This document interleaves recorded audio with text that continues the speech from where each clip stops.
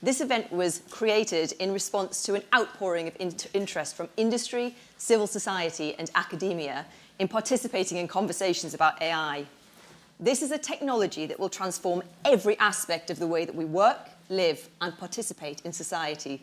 So the more conversations, the better. Over the last few days, we've heard from a diverse range of researchers, academics, politicians, regulators, and technologists. All of these people are working to adapt our industries and societies to realize the opportunity of AI and control its risks. Right now, in Bletchley Park, senior government officials are gathering for the second day of the AI Safety Summit. Meanwhile, here at the AI Fringe, we're going to explore today how AI may impact work and workers, and how the engineering and open source communities are thinking about AI. We'll consider the role of law in ensuring fair outcomes from AI and the risks of AI to democracy. 2 content flags for today. We have a session outside of the auditorium for you. At 11:30 in the Elliott Room, we'll be lifting the lid on AI in the workplace. So if that sounds interesting, please check it out. We also have an experiential art performance called Cybot. It's an AI that draws your portrait in real time. Cybot asks questions and then reinterprets your features in a unique abstract drawing. It'll be in room Bronte B until 1:30 if you would like a portrait. A few quick housekeeping notes. Fire exits are at the front and the rear of the auditorium. All sessions are live streamed and available for playback on the AI Fringe YouTube channel. We invite you to join the AI Fringe conversation on social media. Our X, formerly Twitter handle, is @AISummitFringe. And the hashtag is AI Fringe. We're also on LinkedIn if you search for AI Fringe. Thank you in advance to everyone here and throughout the week for supporting our code of conduct, which is really important to us and is listed on the website. Now, for our first session, we know that AI is transforming work and workers' experiences. How can we ensure that companies use AI responsibly in workplace settings? And how can we equip workers with the skills they need to embrace the change? Our moderator for our first conversation is the CEO at Stemettes, a social enterprise promoting women in STEM careers. She is a social entrepreneur and computer scientist who has previously held roles at Goldman Sachs, Hewlett-Packard, and Deutsche Bank. Please join me in welcoming Dr. Anne-Marie Imafiedon and her panelists to the stage.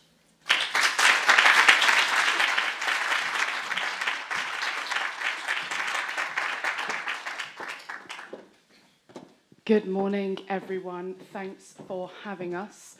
As my panelists take their seats on stage, I wanted to set the scene just a little bit for our conversation.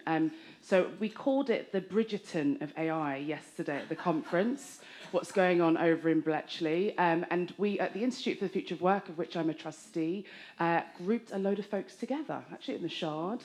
So wonderful windows, wonderful views over the here and the now. And that was very much what kind of framed the conversations that we had yesterday on work, on what happens to work, what happens in the workplace, what do companies need to do, what do we have on skills.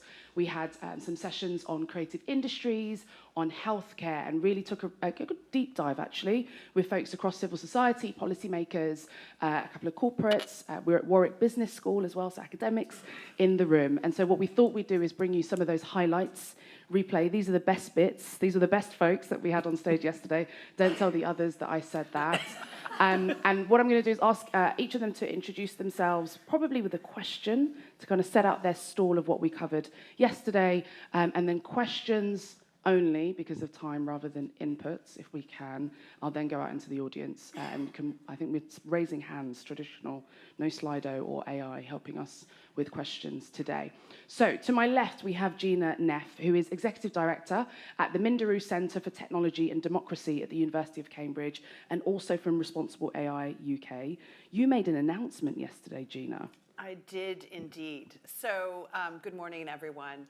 We, at Responsible AI UK, are a £33 million investment in how we're going to make AI responsible in this country and beyond. We connect a research and industry ecosystem.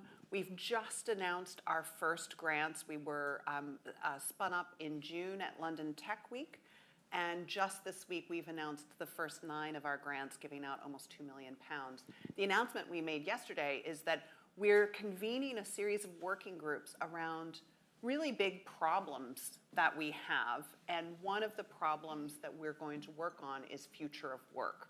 And so this working group that we're announcing will be a collaboration between us at RAI UK and the Institute of the Future of Work, who have already done wonderful scoping reviews and have the Pissaretti's review out. So this will be an opportunity for us, and this will be the theme of everything I'll talk about this morning. This will be an opportunity for us to connect the research ecosystem in AI in this country with the people who are working on the social problems of AI. And I want to name that elephant in the room that we've been talking about all week at Fringe, which is power. We have significant challenges around these questions of who has the power to shape what our futures will look like. And we can't cede that power simply to those with technical knowledge. We can't cede that power simply to thinking about how do we optimize our technologies. And honestly, we can't cede that power to just how do we design technologies. We have significant challenges in how we're remaking our social configurations. How are we remaking society? And that's part of what we hope to do with this collaboration. Bring some of this expertise, both in the social problems of AI and the technical problems together, to be able to really deliver those socio-technical advances that we think will make responsible AI work for everybody. Really, really important. Thank you very much, Gina. We should have had a confetti cannon maybe go off as we did that announcement. We didn't learn that lesson from yesterday.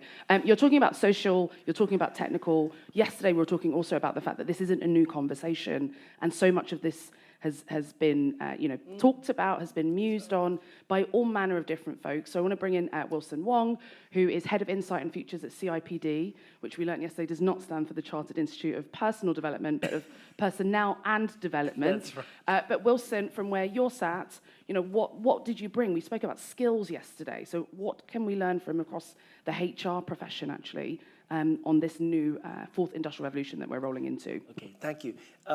So there is a big national question about productivity. There's a big question about people being left behind. And the HR profession, certainly the CIPD, is actually kind of sensitive to the fact that the profession has a role to play in generating good work for the workforce, but also helping in the transition from one economy to another.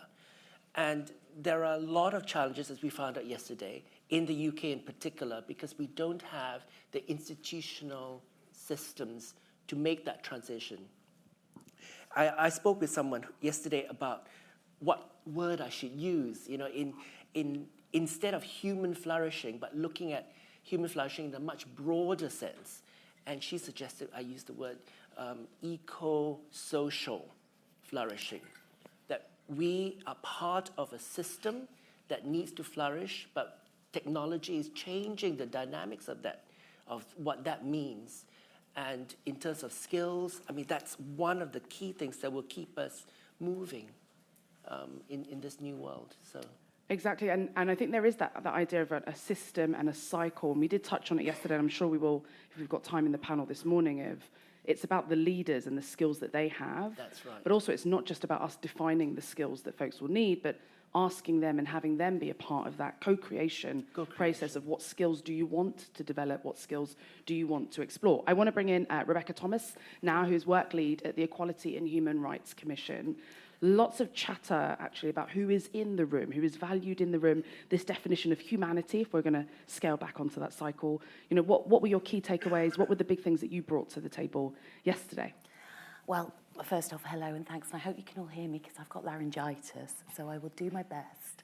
I'm normally this soft-spoken, it's true. Yeah, I think the issue around sort of presence in the debate is really, really important because that engages some really important human rights principles, and actually having an equality and human rights-based approach to the safe and responsible use of AI, particularly in the workplace where we know there is sort of entrenched and pre-existing inequality and the potential then for sort of biases to continue or be exacerbated. So there is a real need for close collaboration, as you were saying, Gina, and working in partnership to ensure that there is voice both from industry but both from workers and employers, so that they are better able to understand and help develop and define safeguards and governance mechanisms that will facilitate certainly, Equality Act compliant deployment of AI. And this is something that EHRC is looking at the moment.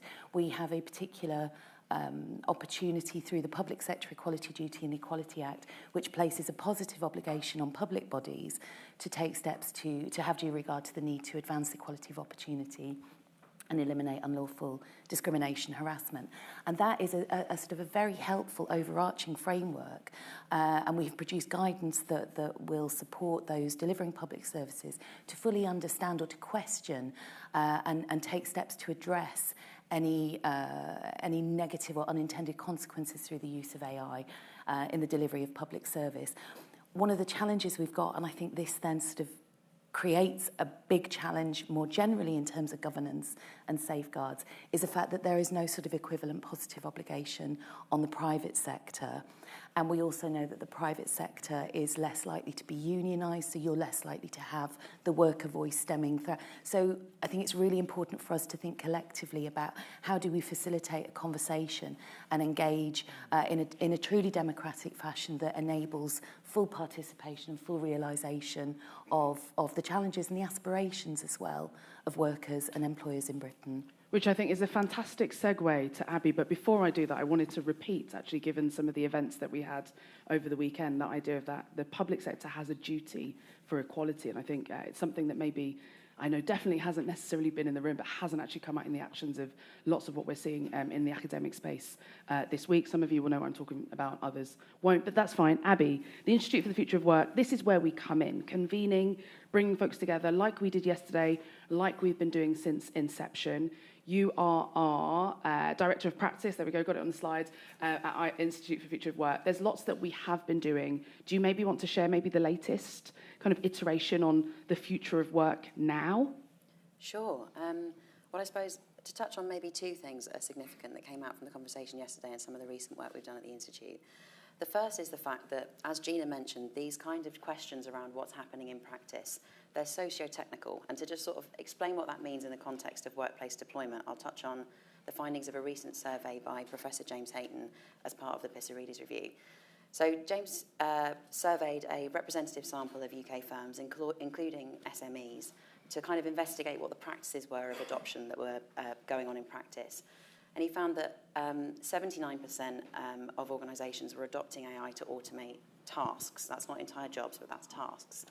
But significantly, what he found was looking at the practices of adoption and correlating the findings of this survey with another data set that looked at local place-based characteristics representing something described as innovation readiness, but this can kind of be taken as a proxy for the sort of the nature of a local labour market and its impoverishedness or otherwise, including kind of infrastructural conditions as well as human capital conditions like what the skills provision is of people in the area.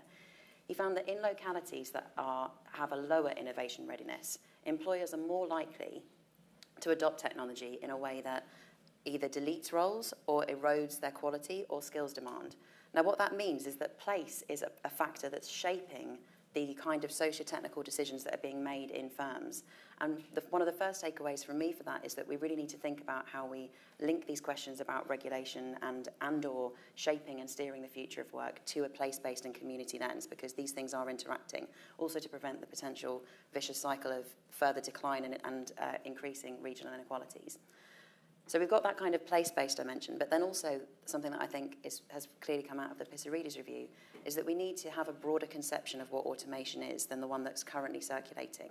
So it's not just job displacement that is a risk of these new technologies. There are huge opportunities. Obviously, there's job creation. There's what we've described as high discretion augmentation, the opportunity for people to be more empowered in what they're doing, for something to augment their skills, as was mentioned by Wilson. But there are also these other types of automation, different ways in which when technology is introduced, value can be captured or created, but also the way that person and machine interact. So one of these key examples is intensification of work. This has been demonstrated. Obviously, it's a managerial choice how to deploy a technology in a way that determines the outcome. But technology can be applied in ways that, for instance, require 95% productivity rate. Otherwise, people will face disincentives like losing their job or losing access to hours. So intensification. Low discretion augmentation. So instead of empowering people, delimiting their choice environment. From some focus groups that we've been doing, we found that a lot of people are experiencing this in a lot of different roles. So I suppose a popular, common example of this that's hit the news recently is obviously the creative writers' experience in the US and the strike there, where AI is able to supplement a large part of the role that they found interesting, and then they're editing the work of what was essentially done by AI. It's changing their experience and the quality of work. So there's this kind of, and then also significantly matching as AI comes in to negotiate the relationships between worker and task or workers in the labour market. Hiring has been one of the really important use cases where we've begun to unpack and consider this. But actually, workers are being matched to tasks within jobs, and then also seeing the kind of gigification of work across the economy. And this presents significant risks to equality, as picked up on already by Rebecca, but also other concerns that we need to be able to unpack and explore further. So lots for us to still figure out, right? This is why we're here. This is why we're at the Fringe. This is why the summit is happening. I wanted to zoom in maybe on skills, actually, because that was kind of a big part of what we were talking about yesterday, but pitched to talk about as a panel. You know, what are the mechanisms? What are the opportunities? What sort of collaboration needs to happen? We spoke yesterday about who bears the risk of reskilling, as well as who bears the responsibility of reskilling. Does anyone have kind of extras that they want to add in on that front? Well, I'll jump in here. And then, sure. So, Okay. because I'm sure you have many more points to make, and I'll just make one. So, about 18 months ago, I released with UNESCO, OECD, and the Inter-America Development Bank a report on AI and women's work. And what we're seeing already, right, today, we don't have to think about the far out risks or the existential risks of AI. As US Vice President Kamala Harris said yesterday in her speech, isn't this an existential threat? Like the idea that we have a situation where how people will enter the job market, be matched with jobs, the tasks in jobs and careers will change. And the kinds of skills are still skills we don't yet know. Isn't that something that is potentially destabilizing to how we think about work? And why is this kind of question not something that's capturing the urgency of governments? The skills problem is really complex because we can't simply leave it to elementary and secondary education, right? We absolutely need investment in making sure that our education system is fit for purpose for the 21st century and beyond. But we absolutely, and this was a key point of our report, we absolutely must be thinking about lifelong learning and retraining across the job lifespan, across the career lifespan. And if we don't, we risk putting people who are disadvantaged today in today's labor market at further disadvantage. So when we still have gender pay gaps, when we still see these regional inequalities in this country, these stark regional inequalities in terms of workers being able to capture the gains for productivity in terms of productivity across the country. When we have these gaps, we absolutely now don't need to be supercharging those, right? And that's what I fear that we're talking about when we're rolling systems out without that national and international conversation about the kinds of digital societies we want to build. Wilson? Okay. So just to say, we had a roundtable with senior business leaders last month. And some of the key things that came up from that roundtable about AI and the nature of work is that they acknowledged the risks. They acknowledged that there were ethical considerations that they had to deal with as AI is embedded into their organizations' processes. They acknowledged that they were responsible to monitor the impact throughout the life cycle of that technology within their business, and to be transparent with their workforce as they introduce these things, because they were concerned that people didn't understand maybe the decision-making processes or maybe the outcomes that were desired and where it veered from, the intended. They acknowledged that in this process they had to have some humility because the level of comprehension is not quite there yet, and we spoke a lot about developing leaders and leadership, and that they are actually acutely unskilled in technology. Let's just say that. I brought back my one-woman campaign to get all MPs to do a digital literacy That's test another big group, yes. before they take up their positions. Yeah, Yes. So Wilson helped me launch that campaign yesterday on stage. Sorry, Yes. Wilson. And they also acknowledge that work is such an important part of life that there are societal implications apart from the economic ones. So yes, politicians may talk about growth and productivity, but actually the quality of life, the kind of future we want, you can see that this is actually through the lens of work. You can see all of this playing out. And to what Nina said, we need then to have this process of being able to learn constantly. But exactly who bears that risk? And organizational leaders now, the loudest voice that's coming out for us is that they're going, oh my God, is it up to us? Are we, is it going to land on us? Because if you think about some of the previous decisions, 20 years later, they're being sued for decisions being made today. But they made the best possible decisions then. So that's why a lot of companies are crying out for some kind of institutional support, some guidance, to manage that transitional risk. And right now, we don't have that. And so organizations are trying their best, doing what they think is fair, but who else is in the room to help them out? So is it just up to us? That's the cry from a lot of organizations. And there's a lot of support, I think, and there's definitely an opportunity there, actually, in this whole debate, this whole discussion, this time of transition for us as a society to build the structures around them. Infrastructure was a big word that we had yesterday, coming to you, Rebecca, and Abby as well. Infrastructure-wise, what is needed, what is necessary, and what do we already have, right, Rebecca? There's so much that's already within the remit of EHRC and others in this space. What more do we need for infrastructure? I think if you look at the word infrastructure, obviously we have the kind of the regulatory and the governance infrastructure, and there is a degree of that in place, and we are actively engaged in conversations in a collaborative manner with other regulators, for example, particularly the Information Commissioner's Office, where there is a sort of a fairly complex interplay, so that we can, take and develop a coherent and comprehensive, holistic approach to sort of AI and skills development where relevant to our remit. I think in terms of infrastructure more generally, though, and I touched upon this when I started around sort of existing inequalities, and Gina, you talked too about things like gender pay gap. But actually, when you're looking specifically at skills development, there are already a number of pre-existing factors that contribute to structural inequality and a lack of infrastructure. That means a focus on skills development and supporting the workforce during this transition cannot be the sole sort of, the onus can't just be on employers, that actually we need a coherent government response that also addresses things that we know are challenging. So the EHRC did some research published quite recently on the future of work, which looked at the kind of macro labour market trends and the extent to which those sort of enabled or limited labour market participation. And we looked at skills and lifelong learning.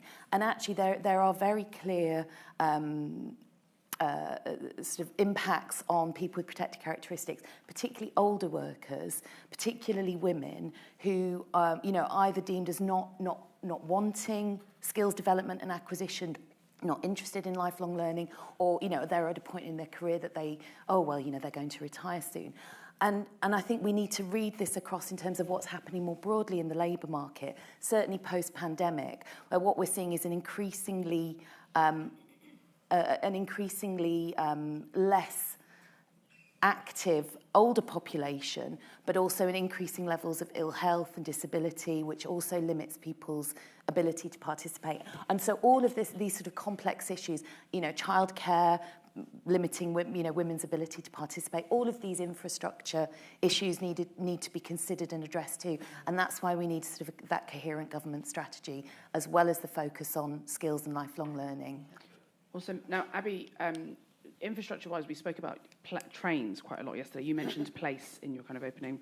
I don't want to give anybody any kind of, flashbacks to what your journey might have been here this morning, because I know the trains are in all manner. I've got a member of my team who actually can't get into work today because all the trains have been cancelled, and she really isn't that far outside of the M25. I wanted to flip a little bit because we spoke about the mechanics and the technical infrastructure, the technical considerations we have. And yesterday spoke about audits and kind of, do we audit outcomes? Do we go beyond auditing outcomes, looking at processes? Is there more? I know in the Institute for Future of Work sandbox, we've got so many tools, so many resources, and so many that we've kind of got magnifying, multiplying, being spread, being sent out. What do we need to do next? What do we need to shift? What do we need to build on, I guess, that we already have as tools for folks that run workplaces and are in workplaces? No, I think that's a really important question, and I think the way that the institute views its contribution in this space going forward is by working with others like Gina in building a kind of an observatory to build the evidence base. We already know a lot about the impacts to work, and therefore there is an impetus to act now. However, in some of these new social transformations of relationships that are happening in practice, we need to be observing that and ensuring that evidence is brought to those that hold the power to make the necessary interventions. But then also sort of exploring and building the capacity of different actors to enact the kind of levers that they currently have to change things. So, for instance, we do a lot of work to support unions with understanding and interpreting current law, but also to work with their members and workers to enact their rights as they currently stand. But then a significant part of our kind of infrastructure going forward, and this responds very much to what Wilson mentioned, and also our collaborations with the EHRC and ICO, is the creation of the sandbox, as you sort of described. Now, this is spun out of a project that we were fortunate enough to do as funded by the UK Information Commissioner's Office, which is the UK data regulator. And we were looking at how to think about promoting good work through the introduction of these new algorithmic systems. What is it that a business would need to know? What is it that they would need to ask a provider of a tool if they wanted to be sure that they could make accountable decisions later? And that's precisely because of the socio-technical nature of these. I kind of have a one-woman campaign. It's good to have digital literacy, but also I think that we have to recognise that a lot of these choices are political and they seem technical. And you need to know which questions to ask to get beyond this, oh, it's too technical, I can't be engaged in that. And hopefully the kind of the infrastructures that we've got developed for the sandbox will help organisations to do that, recognise and then engage workers in those questions, which are, normative choices, as well as legal choices around which sets of standards that we're thinking about. There's been a big focus in the conversation at Bletchley and in kind of technical communities around this idea of value alignment. How do we align AI to our human values? And at the Institute for the Future of Work, we think that those values are well represented by the Good Work Charter. So we're trying to think about ways in which to wed the development of these systems to the principles of good work in order that we can build a fairer future through better work, through this revolution, which is surely a good objective. Great plug there for the Good Work Charter. I saw Gina wrote it down. Everybody should write that one down. Great overarching principles. We've had it for ages, but it's things like well-being, participation, learning, dignity, all of these things we need to have ensured as we roll out these technologies in the workplace. One other thing we had before I go to questions from the audience was just to make a note as well that, one of our intentions, one of our missions, Anna Thomas, our executive director, kind of opened the event yesterday with 3 missions. One of them was around expanding and reframing the discourse around AI and its use in the workplace.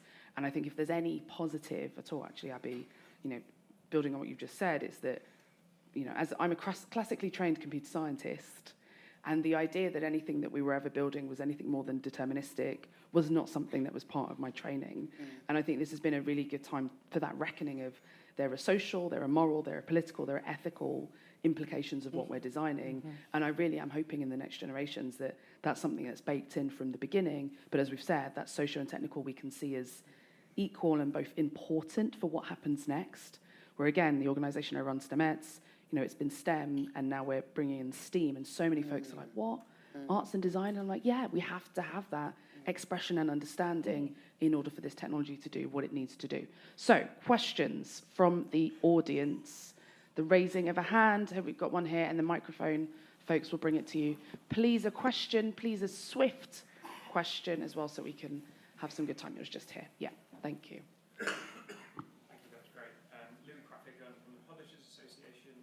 One group of workers who are particularly worried at the moment are in the creative industries. We got a little insight into training data with a data set called Books3. So now a bunch of our publisher members and their authors are looking at their books. They found out that they've been used, and they've also been used to compete against them. What can we do about that? Yes, great question. Thanks for reminding me, Louis. We covered that yesterday in the creative industries panel. That's absolutely right. We had a great panel on that yesterday at the Shard. So my team at the Minderoo Center for Technology and Democracy just collaborated with AI at CAM and the Bennett Institute for Public Policy on a report on what UK policy should be on generative AI.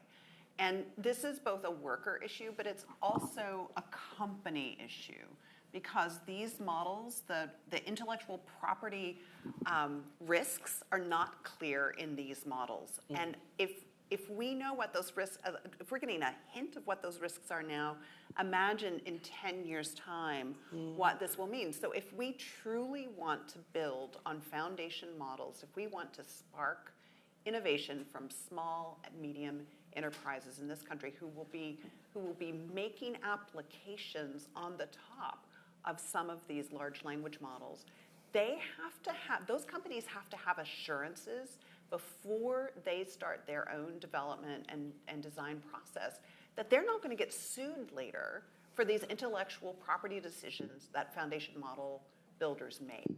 And so we need real clarity today for those authors, for those publishers, that their work is not being used without their consent for commercial purposes in violation of existing copyright law.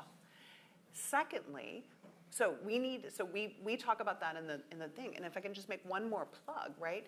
If we want to have a UK policy around generative AI and large language models, we absolutely need to make sure that we have a fit-for-purpose AI bill that doesn't necessarily fall within some of the same existing regulators. So the UK approach to AI has been very thoughtful in terms of being sectoral-based, and I think that's a great start.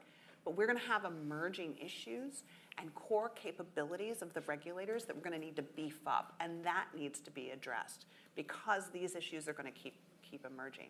And third, we absolutely need, I think, tax credits for companies to help them invest in the kinds of training going forward. So, we have these issues that are going to continue rising, that publishers, other companies are going to need to say, how do we make our workforce ready to handle these changes and transitions? And we have to get that skills retraining bedded in now. Yeah. I mean, the kind of again, we're going back to infrastructure. And to your question, it impacts my institute because we produce content to support, all the professional development that happens in the people profession. In future, what is that? How does that sit when this is disseminated through different ways and is refracted through different technologies? What levers do we have to maintain assurance, quality assurance, which is core to our charter? To say, this was not published by us. This is some kind of morphed thing, and we can't be responsible for it, even though it may actually carry a residual stamp from us. So this is just one tiny bit of the infrastructure that is missing. And so many economic and social decisions rest on us grappling with these gaps. And Nina's proposal yesterday is a big light at the end of that tunnel, that we are beginning to knit some of these risks together and saying we need to address them now. They're not future risks. It's happening now. We're just beginning to see the impact, but the impact within the next few years will be evident in the creative industries, in the way we do healthcare, in the way we do education. It is not a single issue. This is an enabling technology that will cut through everything in our lives. We spoke about fair use as a litigation area yesterday on the panel, and also the idea that we still need to be able to reflect our humanity in our stories, which if we're never looking back at what can be a quite limited actually story set, we're then also causing bigger problems and bigger issues further down the road. Another question just behind you there. Again, swift, thanks.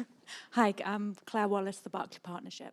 To what extent do we need a global policy framework and a global governance framework for implementing generative AI?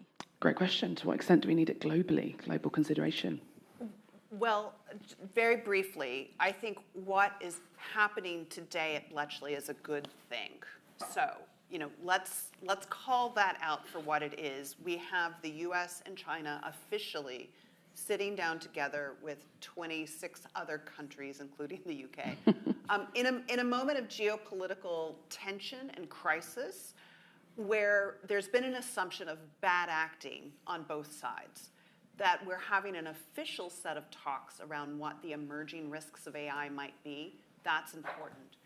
The idea that they're having, these 28 nation states are meeting in Bletchley at the moment.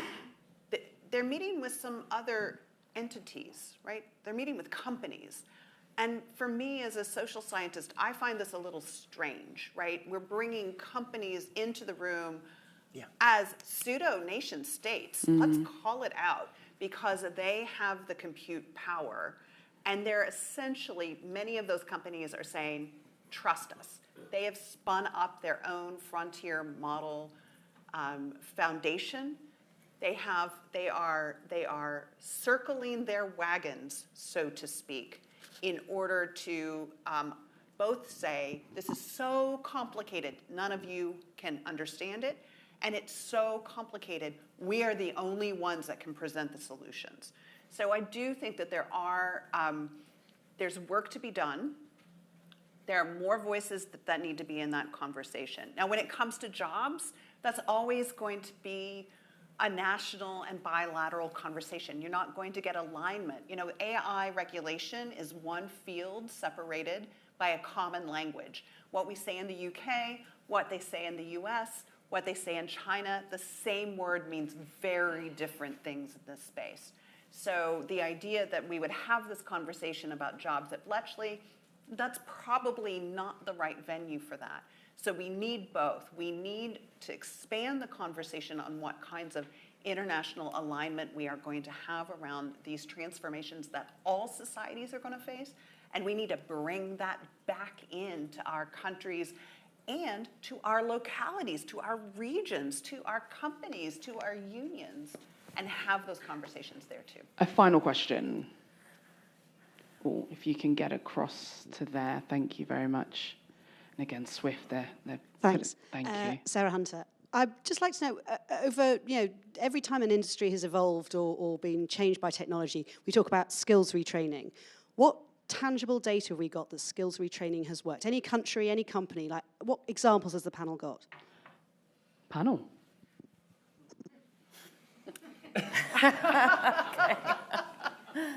Estonia? Okay, let's start with the what we've actually said about skills. It is not a silver bullet. It alone cannot solve that transition. There are huge, and we made the point, infrastructural gaps, black holes, certainly in the UK, that make that transition very difficult. Even skills alone policy, and the CIPD has been engaging with this for decades. We're still short of skills. We're still those debates have never ended. But part of that is also infrastructure. Who bears the risk of reskilling? Is it the organization? Is it the individual? And increasingly in our national narrative, it's always like, it's up to us. So somebody said yesterday, how many PhDs do I need to survive this transition? And who's paying for it? And that actually, it sounds funny, but that's exactly what the government is asking us to do. Retrain to survive. Abby? I suppose it's something that's quite important in this space from the work that we're doing. This is obviously not the answer to the question that you were looking for. Yes. Is that it's not just a case of what we pour in terms of skills. There's also what the market is demanding for skills, and technology has a role in shaping that. So in some of the work that we've been looking at, in terms of the point that was made earlier around the creative industry sector and the potential appropriation of knowledge and work methods in that sector, and then linking this to the point that Gina was making around compute power. Cloud computing is now supporting software as a service applications across a range of industries to kind of learn and appropriate methods of work and how work is conducted across a range of sectors. And this is kind of mediated through different types of small companies that look like they're representing different interests, but actually that knowledge of work methods is now being accumulated in this kind of, and the powerful inference about work methods is being accumulated by this small cohort of organisations who are more powerful and more wealthy than some nation states. And so I suppose part of what we also have to think about through this transition is what the implications of that are, and also how organisations and how technology is restructuring the landscape for skills demand as much as just pouring in supply. Thank you very much. We are unfortunately out of time. The conversation continues. We have our APPG meeting next on the 15th of November if folks want to be a part of this conversation, be a part of making the solution. If you'd like to join me in thanking my panellists as we head off.